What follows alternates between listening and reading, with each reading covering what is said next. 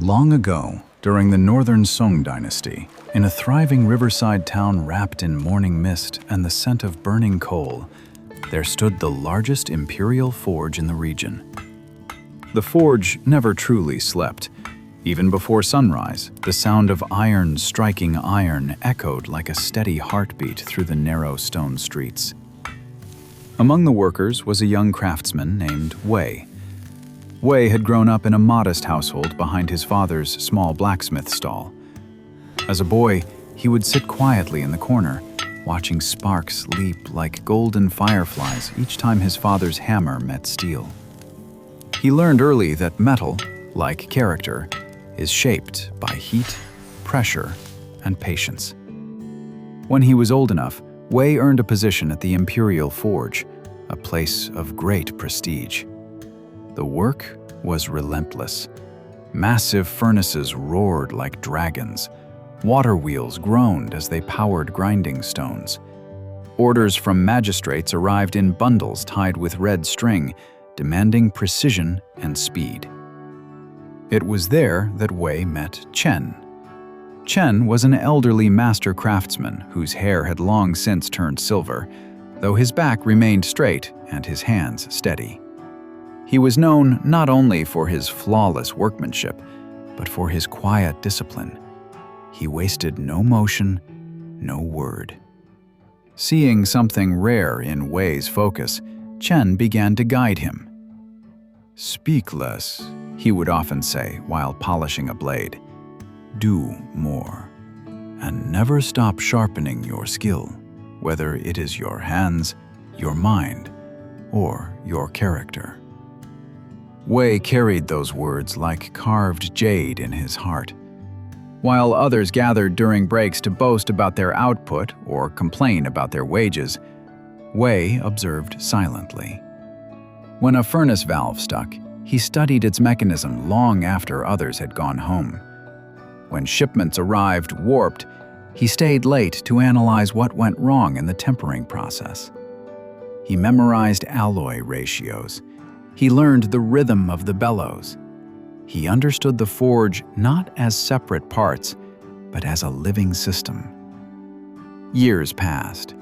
Wei's shoulders broadened, his hands hardened. His skills surpassed that of most craftsmen in the building. When Chen eventually retired to his quiet courtyard home near the river, many wondered who would fill the space he left behind. Wei did. He worked with the same discipline he had been taught. The forge ran smoothly.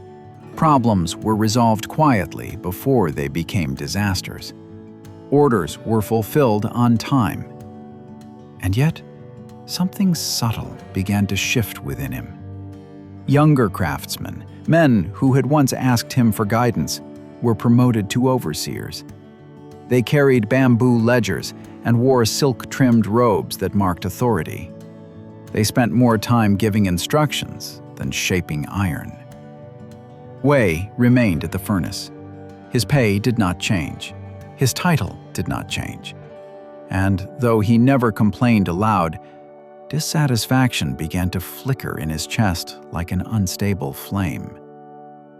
One autumn evening, as crimson leaves drifted across the river's surface, Wei made his way to Chen's modest courtyard home. Lanterns hung beneath the wooden eaves, casting warm, golden light across the stone path. Chen welcomed him without surprise, as if he had expected the visit. They sat across from one another as tea steamed gently between them.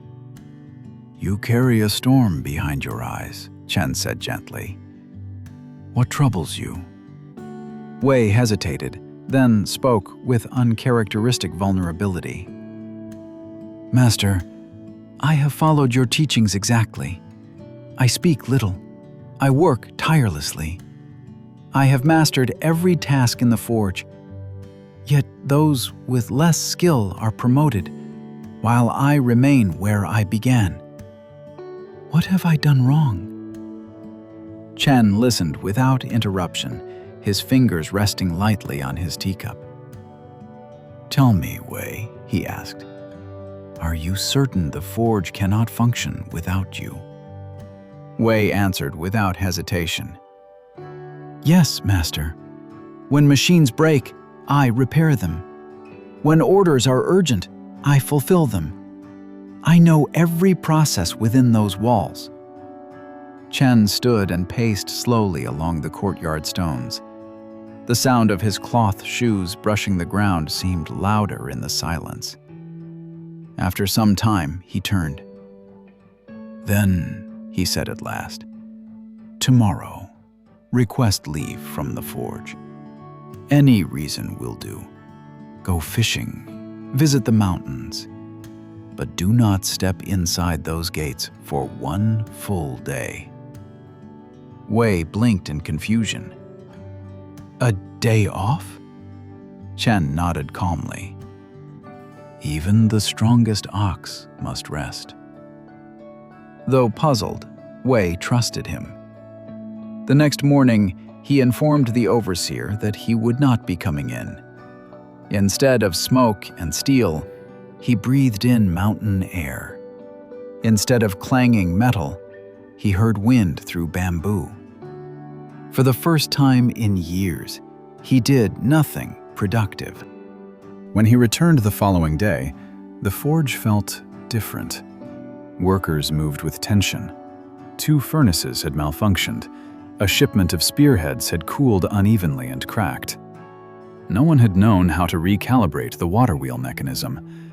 The overseer rushed toward him. "Wei!" the overseer exclaimed. "Yesterday was chaos. No one knew how to fix the cooling system. We realized how much we depend on you." Within a week, Wei was promoted to senior master craftsman. His wages increased. His authority expanded.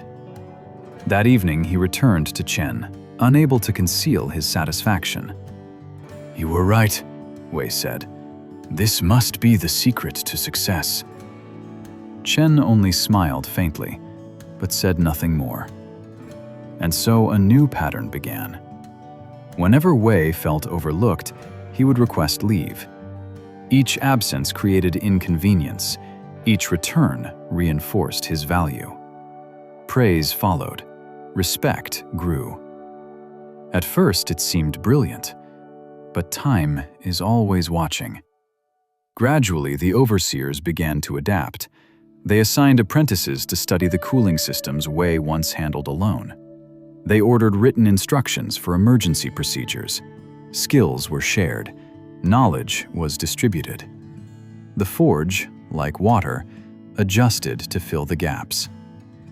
Then came winter. The air was sharp, and frost coated the rooftops. Wei approached the forge gates, expecting another ordinary day. Instead, a guard stepped forward. "By order of the magistrate," the guard said, "your service is no longer required." Wei felt the world tilt. He stood outside the gates that had once seemed inseparable from his identity. Confusion burned hotter than any furnace he had tended. Without knowing where else to turn, he went back to Chen. "Master," he said, his voice strained. "Why have I lost everything? I followed your advice." Chen's expression held neither anger nor surprise. "No, Wei," he said. "You heard only half the lesson." Wei's breath caught. "You understood that no one notices a lantern that burns constantly," Chen continued. "Only when it goes dark do people realize how much they relied upon its light." Wei lowered his gaze. "But," Chen added firmly, "you left before hearing the second half." "What is the second half?" Wei asked quietly. Chen looked toward the lantern hanging beside them. "If a lantern flickers and goes dark too often, what happens?" Wei swallowed. "It is replaced." "Yes," Chen said. "No household wants a lantern that cannot be trusted to shine. Reliability is more powerful than dramatic absence. Value must be steady, not manipulative." The words settled deeply. In life, Chen continued softly, do not allow yourself to be taken for granted. But neither should you withhold your light to force others to notice you. Instead, let your worth be known through consistency, wisdom, and quiet strength. He refilled Wei's cup one last time. And remember this as well. There are people in your life, family, friends, whose light you may take for granted. Do not wait for them to disappear before you recognize their warmth. For a long time, Wei said nothing. This time, he listened to the entire lesson. In the months that followed, Wei left the town and found work in another province. He worked diligently, but he also trained others generously. He documented processes, he mentored apprentices.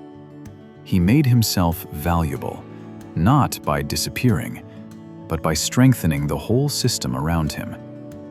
His reputation grew slowly, like a tree taking root. He was no longer a lantern that flickered to be noticed. He became one that shone steadily, reliable, warm, and trusted. And in the end, that light lasted far longer than any dramatic darkness ever could.